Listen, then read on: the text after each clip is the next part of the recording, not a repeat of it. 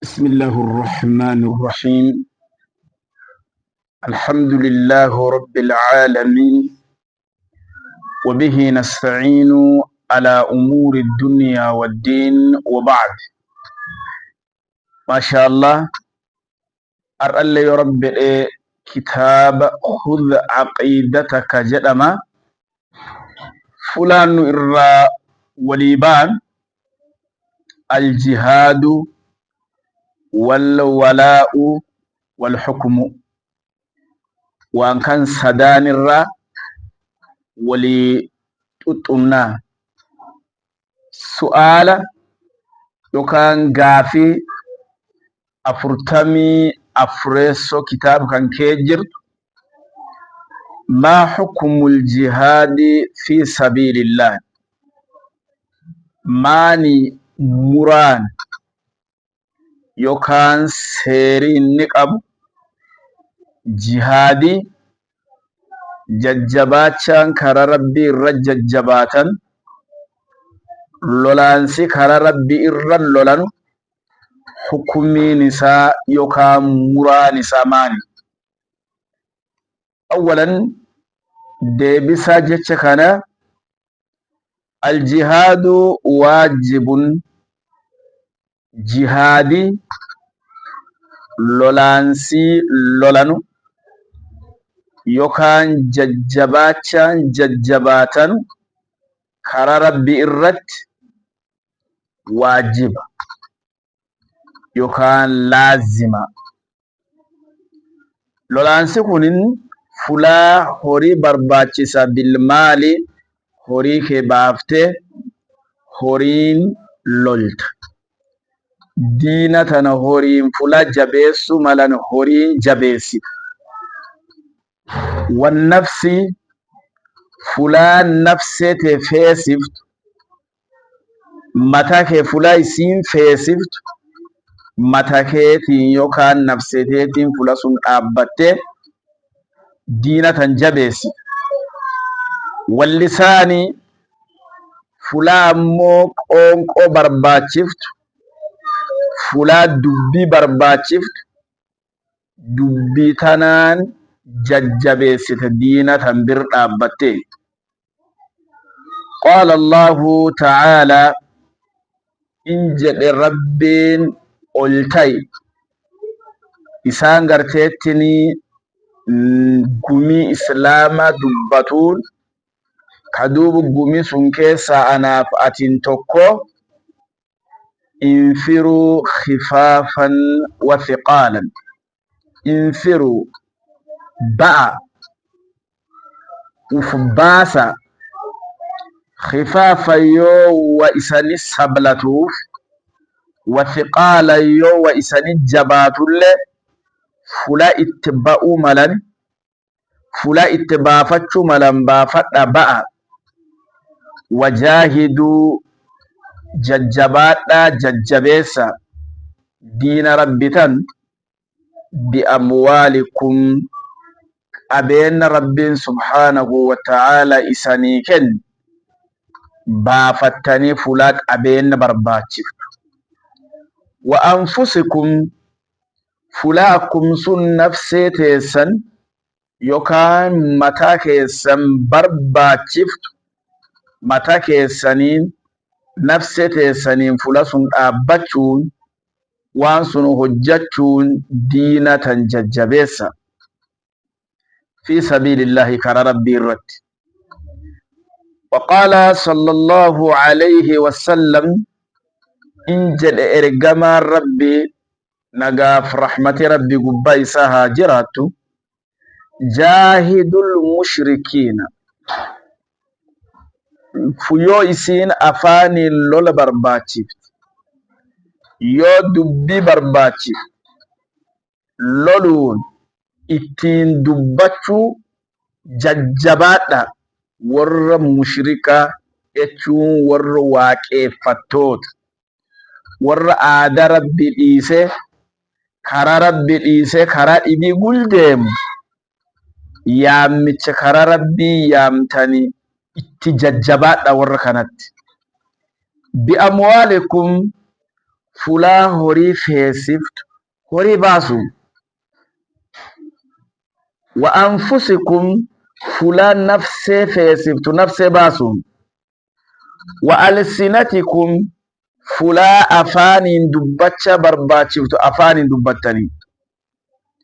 Tanaaf anin danda'ee nafseti yaawwa diina tana geessuuf jajjabeessuu hin danda'u. Ammoo qabeenna qaba. Anduuba qabeenna kiyya baasa. Atammoo afaaniin dubbachuu dandeetta. Afaan kee baafte qoonqotan tee baafte. Tokkammoo nafse ufiitiin fula sun teeffate qajeelchuuf barsiisuu taanaan achi jajjabaate waan hamtuu kamuu achi keessaa baasuun innilleen achi teeffatu. Ammoo yooyyuu ka nafsee baafatu yoo inni jiraate ka horii baasu yoo horii hin baafnu ka nafsee baafatu kun waan nyaatu fedhe, waan dhugu fedhe, uffate fedhe, ilmaan qaba ilmaan isaa nyaate fedhe, uffate fedhe ilmaan isaa waan ilmaan isaa tana ga'a waan isaa qixaa yoo isaa qopheessin ka nafsee ofii baafatee baadiyyaa kee taa'ee wa barsiisu wa qajeelchuu danda'a jechuudha. Yoo ammoo inni uf baafannaan atiin ammoo horii hin qabne kaati ufillee baafattee dandeettee achi taa'uu hin dandeenye afaan qabdu warra horii qabu afaan keetiin dubbattee waan kan hin tolchine diinaan gara kan keetiin laafuu jirti akkanatu furra qunqabaa. Ka baadiyyaa kee taa'u yoo dadhabee biraa deeme abbaa qabeenya qabuuf afaan qabu kan bira wa afanii akkanatu furra beeku. Sahihun rawaahu Abu Daawud. Jechi sahiha rasuulirraa gadhuuf kitaaba Abu Daawudiin gartee musnadu fi keessa gadin. Gaafii 45 maa huwa alwalaa'u walaa'a jechuun maan jechuu? Diini islaamaa keessaa walaa'iin waan akkami? Gariin namaa ufiillee hin huban akkum ufii hin hubatin kana duubi ijoollee didiqqoo kee naqee wallaala nama kee wallaalu fi sun naqee akkanaan diina tan bittinneessee balleessuu jira. Obboleeyyan tiyya waan namatti himtu yoo diqqaallee taate hubadhi waan sun namatti himu. Hubadhiiti waan sun tolchi waan hin hubatin ufurra cal'isuu dansa jechuudha.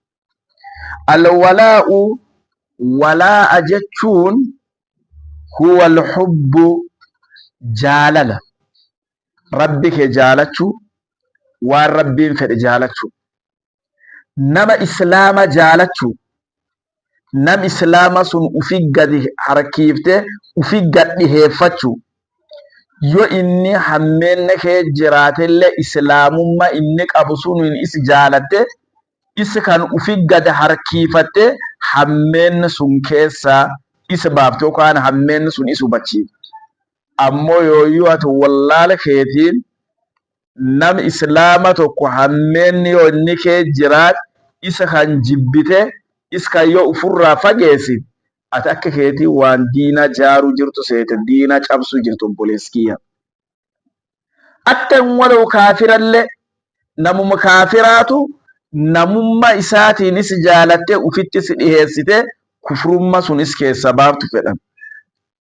Wannusratu akkum sun diina tan qarqaaru nama diinaan deemu qarqaaru akkam lafkee facaatee kunoo Yahudaan addunyaa irra nama jissite maqaa islaamummaa nami baate ebeluun nama akkanaati irra waan baratina ebeluun nama bid'aati akkan hin ta'ina nagaa hin fuudhina hin tochina annaan islaamiyaa duddaa garaayu tochi. Nami qara durii islaamummaa aadaa babbaratulleen islaamummaa ta'ee ofirraa dhiise. Shayxaanii waan inni sobe jedheeni sobe akkanaan beati diini qulqulleessuu jirta diini bittinneessuu jira jechuudha. Qaala Allahu ta'aala rabbiin guddaan qur'aanu fi keessa waan jedhu walmu'minuuna mu'mintooti warri rabbi guddaa dhugeesse kan laa ilaaha illallah Muhammadur Rasulullah jedhe.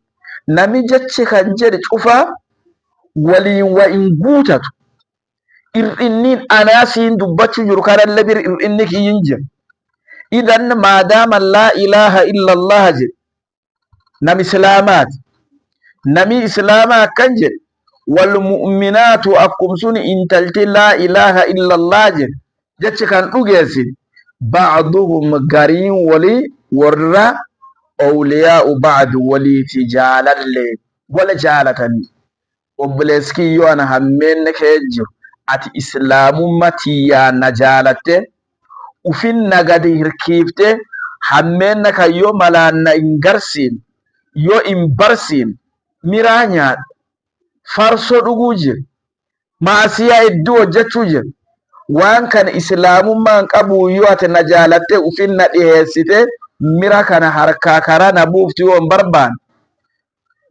sigara kan karar ke keessa bufti on barban maasiyata in karana keessa na bafti on barban yo atanammu alhubbu fillahi wal bughdu fillahi tatin bitinne sitet wa hubachu tinjirtu wa hubat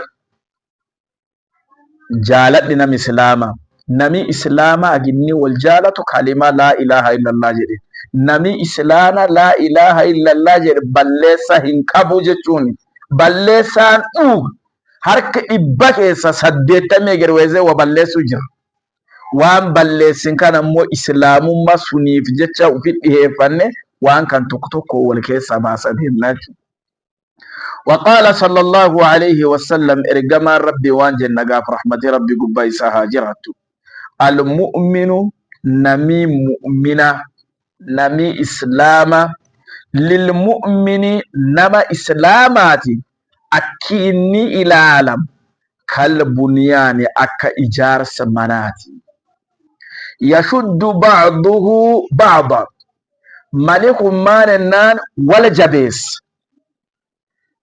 ملك أكم ولته إدأمنون والججبيس يو بلوك أرما كيتي بلوك كيو أرما كيتي جدو تيو سمنتي الأين بلوك هننجيك إذا نمي إسلام أكنا والجبيس رواه مسلم إمام مسلم قرتيتني حديث كان نوغدين رب سبحانه وتعالى ورجت ربي تيف جت رسوله بته ور أفيل له بتشيس ربي قدان متشين وصلى اللهم على نبينا محمد وآله وصحبه وسلم.